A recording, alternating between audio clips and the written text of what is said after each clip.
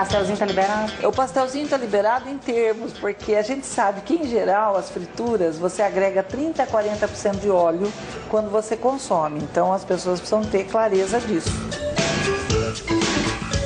Não há dúvida que tudo que é gostoso tem gordura, porque ela dá sabor. A senhora se preocupa em comprar alimentos com baixo teor de gordura? A senhora pensa nisso? Muito, penso muito.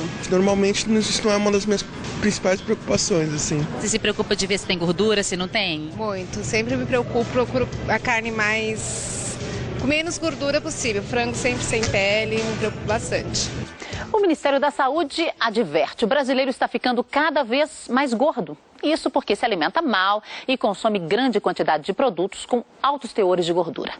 Desde o começo da década de 90, instituições de saúde pública de várias partes do mundo começaram a emitir alertas sobre os efeitos da gordura no corpo humano. Hoje sabemos que nem todas as gorduras fazem mal. As que são consideradas boas dão vigor ao organismo e combatem os efeitos negativos das que são ruins. O Spa Aberto Saúde de hoje vai falar dos tipos de gorduras, mostrar onde elas estão, quais nos fazem bem e quais devemos evitar.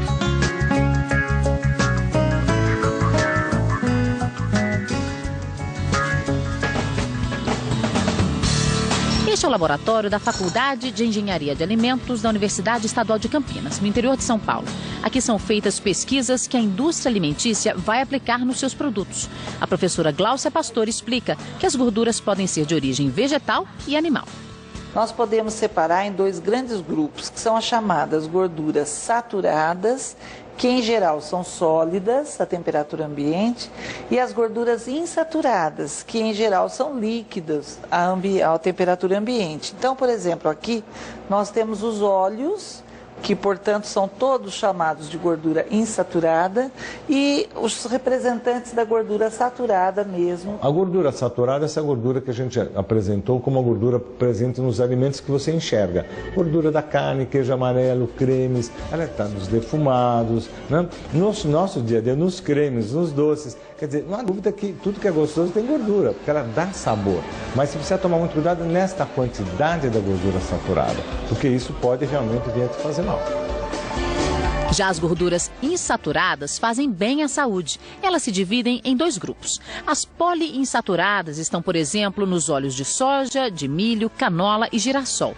E as monoinsaturadas, que são encontradas principalmente no azeite de oliva, no abacate e nas castanhas. As gorduras insaturadas contêm uma substância chamada ômega 3, que faz o sistema cardiovascular funcionar melhor. É como se o sangue pudesse fluir de forma mais adequada quando a gente consome esses óleos vegetais. O azeite de oliva é um caso muito especial e muito interessante para a saúde, porque ele é composto de ácido oleico, quase 75%, que é um ácido graxo monoinsaturado, e que a presença dele faz com que o colesterol abaixe. Portanto, é importante ter presente na dieta. Ao mesmo tempo, o bom colesterol sobe. Então, o azeite de oliva é um aliado da nossa saúde, tem que estar presente na nossa dieta. O azeite, maravilha, né? Pode consumir à vontade.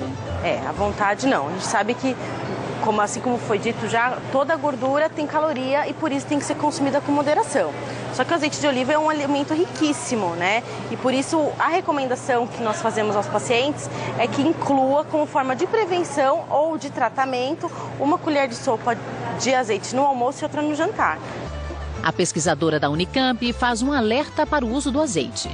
O azeite de oliva a gente não deve aquecer mesmo, porque esse ácido graxo monoinsaturado ele se transforma, então a gente perde o grande benefício que é a sua composição. Então, por isso que, em geral, se recomenda o azeite de oliva, que foi preparado, já foi industrializado de forma sem aquecimento e, na nossa residência, utilizarmos para saladas, principalmente. Outros óleos vegetais usados nas cozinhas brasileiras, como o de milho, de canola, de girassol e de soja, têm os ácidos graxos, que ajudam a impedir o entupimento dos vasos sanguíneos. A única ressalva que a professora Gláucia faz, mais uma vez, é sobre os cuidados no aquecimento. A maior preocupação é com o reaquecimento. Então, por exemplo, você fez uma fritura, você vai reutilizar esse óleo, precisa tomar um pouco de cuidado, porque não mais que 2 vezes, porque realmente esses ácidos graxos são decompostos. Então, esses benefícios não vão estar presentes. Se for cozinhar, qualquer um desses aqui está bem colocado. E você, beleza, o que é que você trouxe? Arroz com feijão e um torresmo à milanesa da minha... Mas além das gorduras saturadas e das insaturadas, que aparecem na natureza, a indústria de alimentos criou outras. A mais famosa, a gordura trans. Essa gordura, ela facilita muito o manuseio industrial. Por quê? Porque ela é uma gordura estabilizada. Foi colocado ali o hidrogênio na sua estrutura, então isso tornou essa gordura muito fácil de manipular. E ela oferece as condições, as características de sabor, também textura muito interessante para o consumidor. Não se sabia, mas até a década de 90 foram levantados trabalhos nutricionais em que se comprovou a deficiência nutricional dessa gordura em afetar toda a parte cardiovascular. Ela diminui o colesterol bom e aumenta o colesterol ruim. A gordura trans, ela está relacionada com a possibilidade de aumentar a chance de câncer de mama. Então, isso é uma das recentes pesquisas que mostram essa correlação.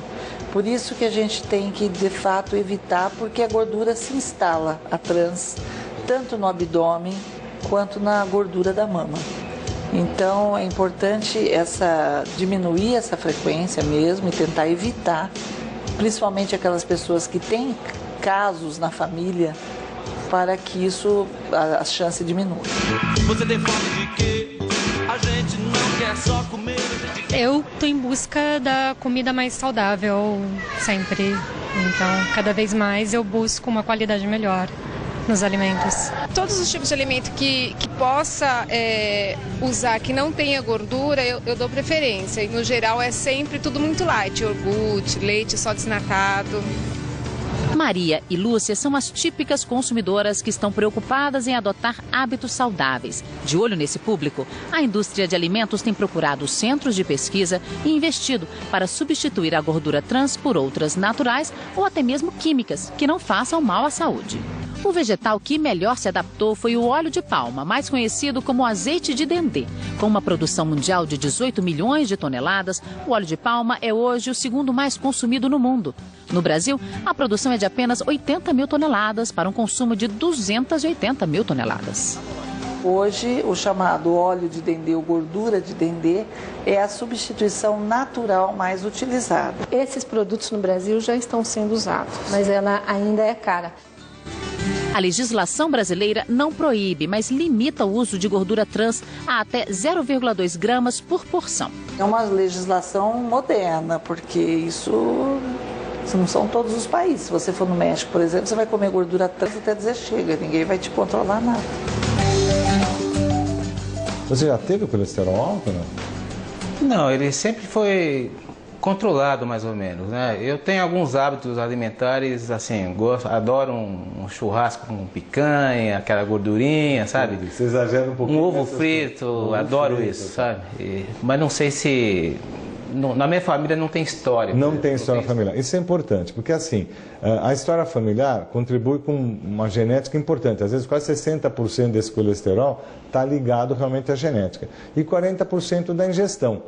Então é importante que você, neste início de tratamento, você controle um pouco essa dieta, né? Porque realmente se chamou a atenção que a tua dieta é um pouquinho exagerada. Deixa eu ter uma dúvida. Digamos que esses hábitos alimentares me levou a um colesterol alto, né? Tá alto. Isso causa um depósito de gordura na artéria. Essa é a preocupação.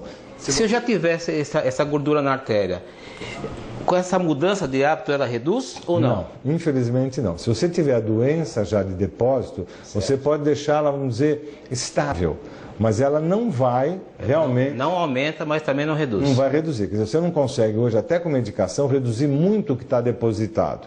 O que é interessante é que você mantenha essas placas de gorduras estáveis. Mas, se você realmente tem umas placas, você não vai conseguir diminuí-las. Você vai mantê-las estáveis. O colesterol também tem uma subdivisão. O HDL é o chamado colesterol bom. O LDL é o colesterol ruim.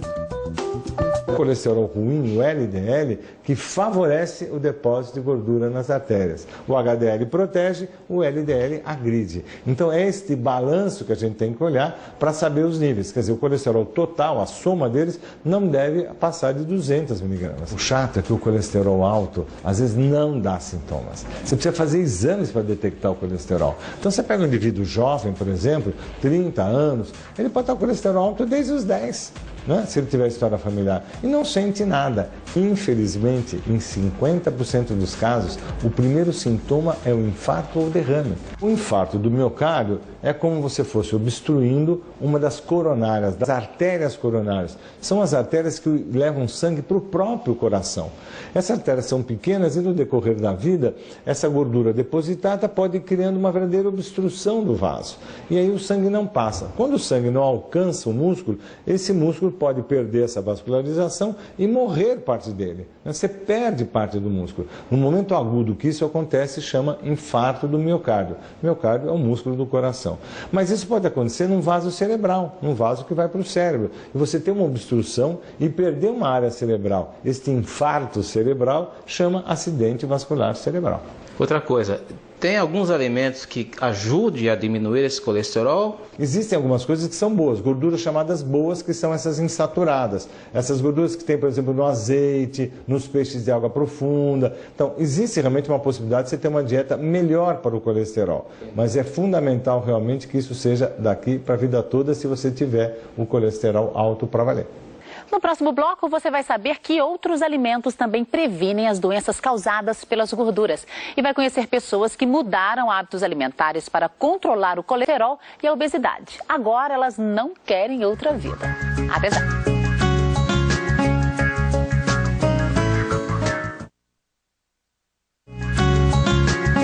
Precisa ingerir gorduras para sobreviver.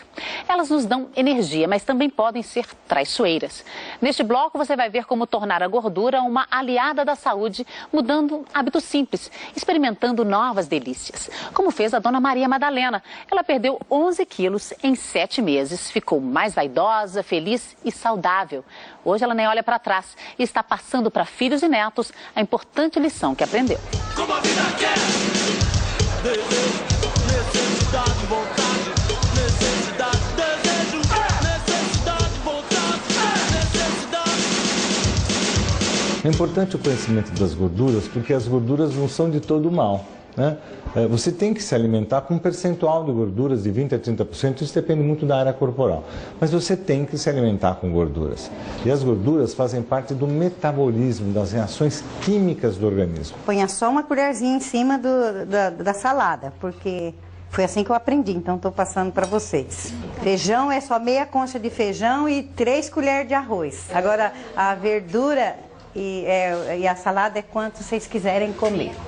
Aos 59 anos, Dona Maria Madalena teve que reaprender a comer depois que detectou um problema na válvula do coração e o desgaste da rótula do joelho por causa da obesidade.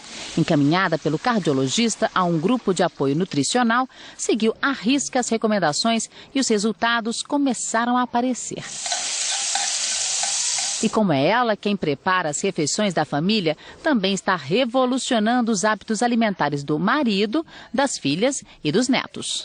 Quando eles começaram a ver que eu comecei a emagrecer, principalmente essa aqui. Essa empolgou, eu queria copiar agora.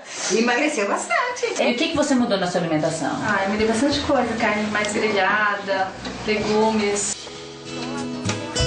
Nossa equipe foi ao mercado junto com a nutricionista da Dona Maria Madalena. Foi uma aula do que comer e do que passar longe. O nosso vilão aqui é o coco, certo? Por ser uma fruta rica em gordura saturada, que é uma gordura que, quando consumida em excesso, pode causar um aumento do colesterol sanguíneo, certo? E o nosso mocinho é o abacate, pois é uma fruta rica em gordura monoinsaturada, uma gordura boa, assim como a gordura do azeite de oliva, que auxilia na prevenção e no tratamento do colesterol alto. Priscila, mas é verdade que qualquer fruta pode auxiliar também no controle do colesterol? É verdade, porque as frutas, todas elas possuem um alto teor de fibra, né, em sua composição, principalmente na casca, mas também na polpa da fruta, né? No caso da maçã, por exemplo, que é uma fruta riquíssima e excelente para auxiliar no controle e na prevenção do colesterol alto, porque dentro da maçã a gente tem uma fibra que chamamos de fibra solúvel, que ajuda em todo o trabalho da absorção do colesterol, né? Então ela ajuda realmente a baixar ou a manter os níveis baixos de colesterol sanguíneo. Maçã, a senhora come? Como. Maçã eu gosto. Eu até vi, tem ali em cima. Tem maçã ali. Eu gosto. Maçã, laranja, pera, tem até ali também. Por exemplo, a pera também é uma fruta que na polpa da fruta a gente também encontra essa fibra solúvel, né? Que vai auxiliar no controle do colesterol. Os vegetais, em geral, são ricos em fibras, principalmente as fibras insolúveis, que são aquelas que ajudam mesmo no bom funcionamento do intestino. E aí, ajudando no bom funcionamento do intestino, eu ajudo também a controlar a absorção do colesterol no nosso corpo. E o ovo, que já foi tão mal falado por aí? Trouxe ovo frito, trouxe ovo frito. A gema do ovo, ela tem quase que a recomendação para o dia inteiro de um adulto, que são a recomendação hoje de 200 miligramas de colesterol por dia, e o ovo tem 196, 197 miligramas só na gema. E o nosso organismo, ele consegue absorver até uma certa quantidade de colesterol, né? Então, a gente não teria que se preocupar tanto com o consumo do colesterol em si, mas sim com o consumo da gordura saturada. E para mim o ovo tem que ser frito. Como eu não posso comer frito, então eu não Melhor não comer. Você me ensinou que o abacate tem a gordura boa, que ajuda a aumentar o colesterol bom. Mas quando você falou do ovo, você falou que o ovo tem o colesterol mesmo. Por que ajuda a produzir e o outro já tem colesterol mesmo? Porque no nosso corpo tem o colesterol também, né? Sim, sim. Qual que é a diferença? O ovo, ele tem colesterol, né? O ovo é um alimento de origem animal, então ele tem colesterol, sim. Agora, o abacate, que é um alimento de origem vegetal, ele não tem colesterol, né? É só a gente imaginar o quê? Que quem produz o colesterol é o fígado, né? Logo, um abacate não tem fígado, então ele não vai produzir o colesterol. Passeando pelos corredores, reparamos nas compras da dona Dirce. Com colesterol alto, ela já sabe o que comer. O que a senhora geralmente compra? Carnes magras, peixe, frango, peito de frango. O frango, o peixe são as melhores opções por serem as carnes mais magras, né? Só que a gente tem que levar em consideração também que um frango pode se tornar, sim, um vilão para o aumento do colesterol quando eu consumir esse frango com pele, né? Porque na pele do frango eu sei que vão ter as maiores concentrações ali de gordura. Esse é o filé mignon, tá? Mas ele não tá bom pra Só gente que consumir. exatamente, tá muito rico em gordura. Com certeza vai garantir uma maciez da carne, só que vai garantir também um aumento do colesterol. E a gordura da picanha? O problema está no consumo diário. Se é um consumo esporádico, não haveria problema tirá-la na hora do consumo. Mas o ideal é sempre retirar. Antes de cozinhar. Antes de comer e antes de cozinhar. Linguiça, salsicha, embutidos em geral estão barrados. O melhor é mergulhar no mar e pescar o ômega 3. O salmão, por exemplo, é um peixe riquíssimo em gordura, né? Só que, porém, é uma gordura boa para a nossa saúde, que é o famoso ômega 3, tá? Que é uma outra gordura que também auxilia no controle e na prevenção do colesterol alto. Quanto mais vezes na semana a gente conseguir incluir o peixe na nossa alimentação, a gente vai estar com certeza contribuindo para a prevenção e para o controle dessas doenças. A dieta do brasileiro em idade escolar precisa urgente de cuidado. E um desses cuidados é a presença do ômega 3, que faz com que se aprenda mais. Então a cognição, ela melhora em muito, a capacidade de guardar dados, a capacidade de entender, ela se modifica muito quando você tem a presença de ômega 3 na dieta. E nós não temos isso na nossa dieta do escolar, de jeito nenhum. A sardinha é um peixe que também contém aí um alto teor de ômega 3 e conseguiria substituir o salmão sem nenhum problema, tá? O único problema que volta é a questão do preparo. porque quando eu frito a sardinha, eu acabo agregando mais gordura, né, nessa carne e talvez não aproveitando aí os benefícios que teria o ômega 3.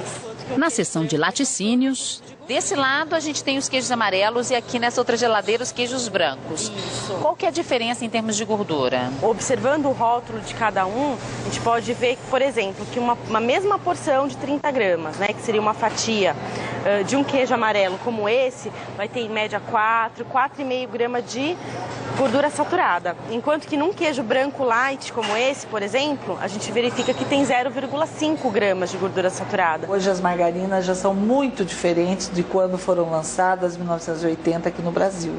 Elas têm muito menos gordura, elas já não têm gordura trans em geral, tem uma concentração muito baixa, e elas foram acrescentadas de fibras, de fitosteróis, que são substâncias muito interessantes para diminuir o colesterol plasmático. A manteiga é importante que a gente faça uso ocasionalmente, a não ser criança, por exemplo, que aí você pode oferecer com mais frequência, né? Leite integral só para crianças até os 6 anos. Depois dessa fase, já não tem necessidade de incluir esse leite tão enriquecido, né? Porque, infelizmente, o que a gente observa é que cada dia que passa, o atendimento a crianças cardiopatas está aumentando. Crianças com problemas de colesterol alto, problemas com crianças com obesidade, com hipertensão, né? Então, até como forma de prevenção, a gente acaba orientando que não consuma o leite integral, pelo menos não consuma várias vezes ao dia, como é de costume. E as fibras dos grãos também não podem faltar. Esse aqui é a linhaça, né? E esse aí? Aveia em flocos. Isso. A linhaça, como é que come esse grão aqui? Bom, nós incentivamos o consumo diário, né? Para a maior parte dos pacientes, a gente inclui no almoço e no jantar, como se fosse uma farofa por cima do arroz e do feijão, tá? A aveia também é um alimento rico para o controle do colesterol, porque ela vai ser rica de novo nas fibras. E aquele tira-gosto da festa também é uma ótima pedida. Todas as castanhas, elas são ricas em gorduras poliinsaturadas, né? Que são gorduras também benéficas para o controle do colesterol, para o tratamento, para a prevenção do colesterol, certo? Então, por isso que o consumo é sim recomendado, porém, a gente volta a lembrar da questão da gordura ser calórica.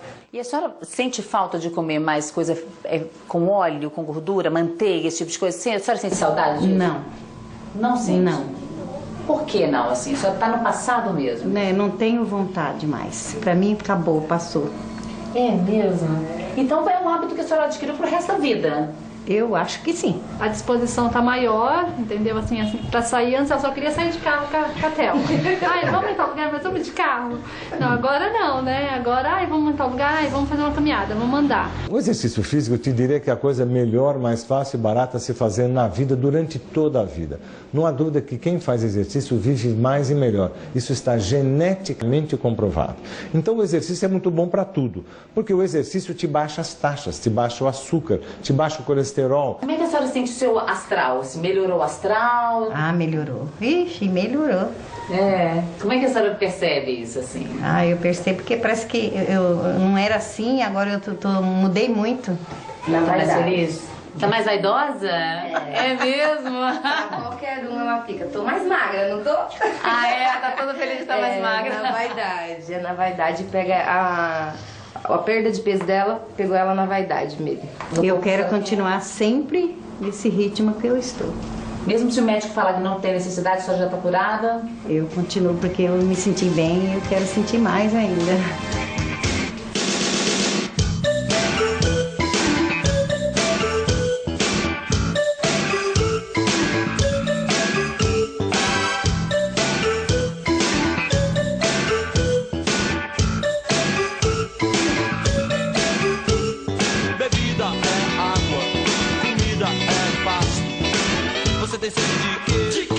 Você tem fome de quê?